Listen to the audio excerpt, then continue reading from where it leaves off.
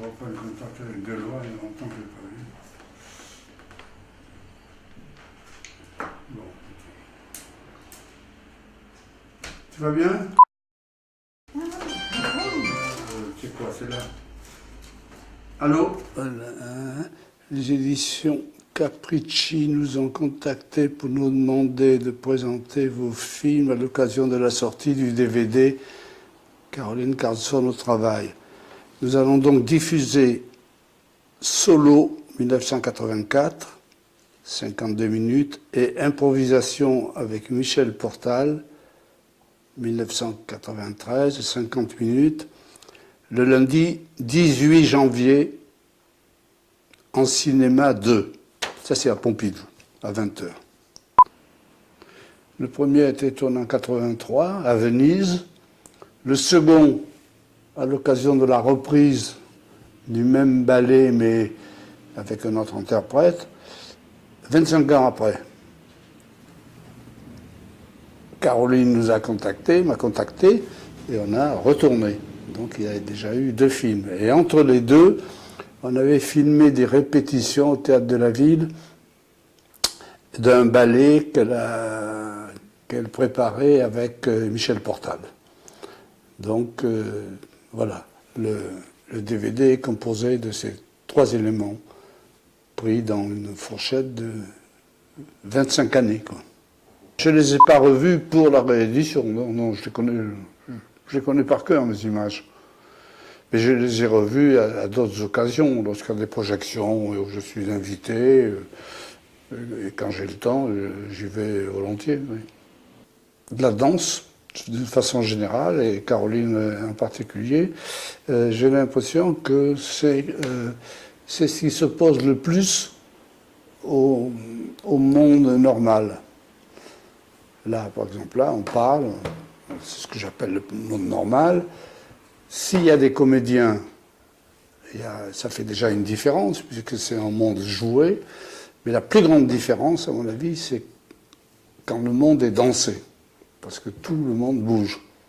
Les comédiens, ils évoluent dans le monde où je vis. Ils ne créent pas un monde à eux, ou rarement. La danse, elle crée un univers complètement différent d'une autre. Et c'est ce que j'aime. Et avec Caroline, la connaissant en dehors des moments où elle danse, je perçois très bien le passage. Disons, c'est comme le passage de la prose à la poésie. Voilà, c'est un peu ça qui se passe.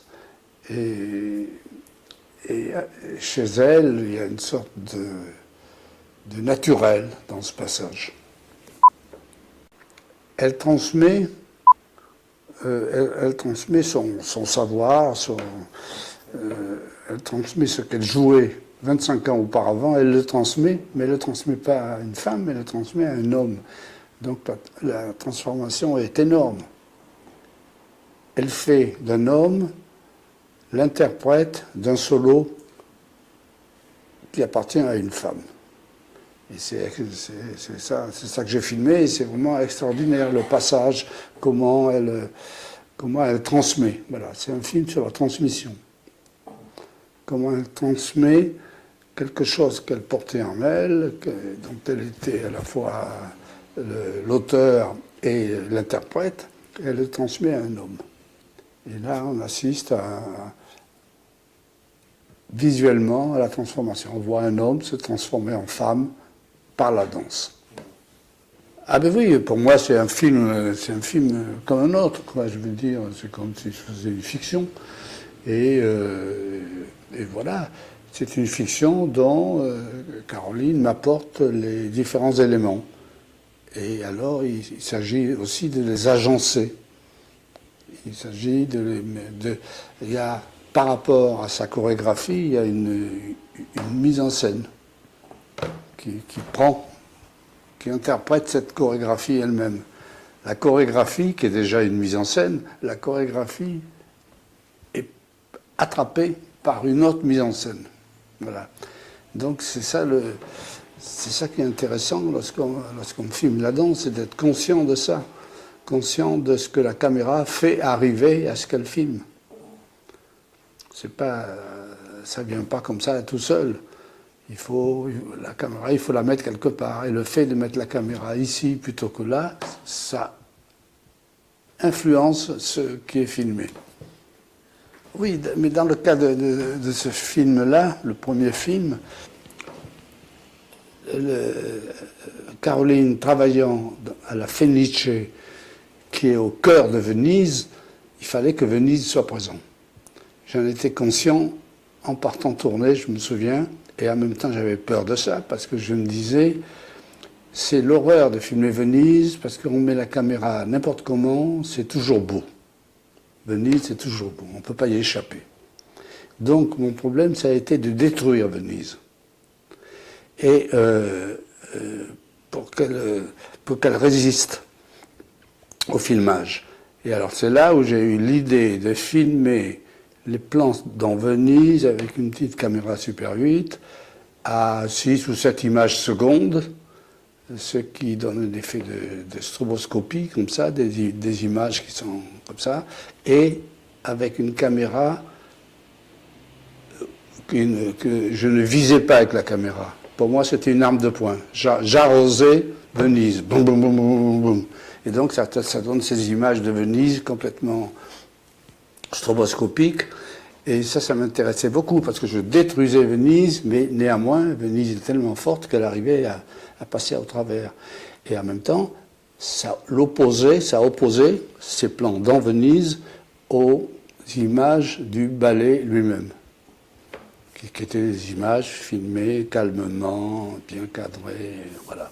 Il y a une habitude à la télévision, c'est d'approcher tel événement avec l'intermédiaire d'un journaliste.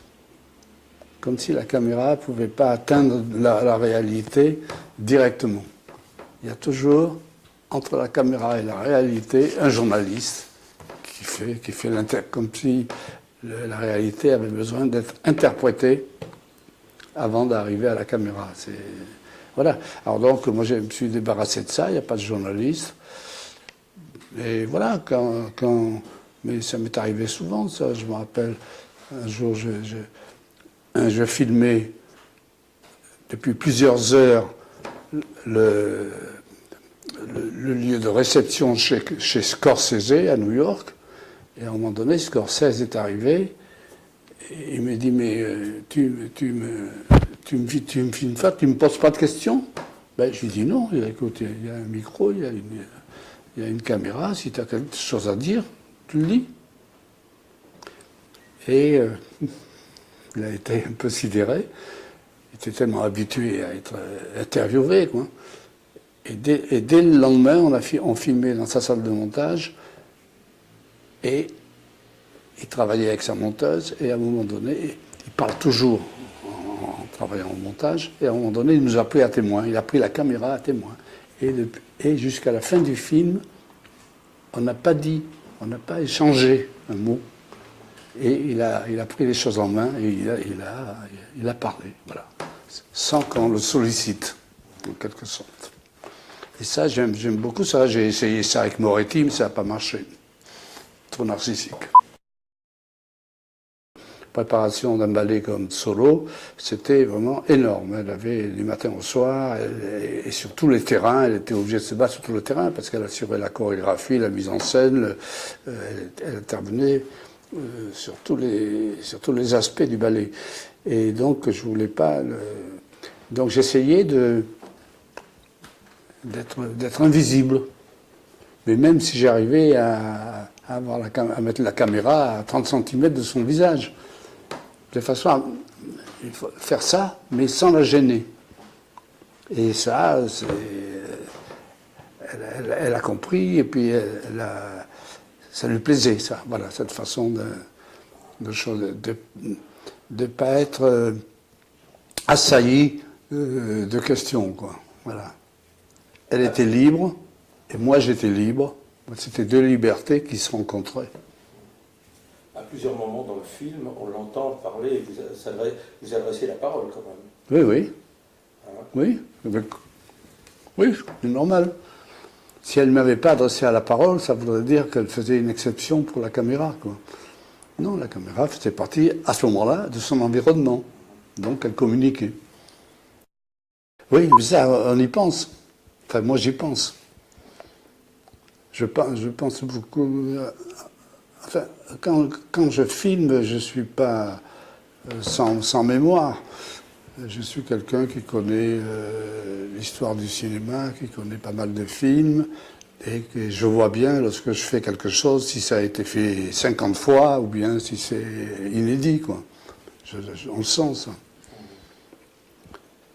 Et d'où les jeux plus ou moins visibles, tout un jeu de citations qu'il y a à l'intérieur de mes films.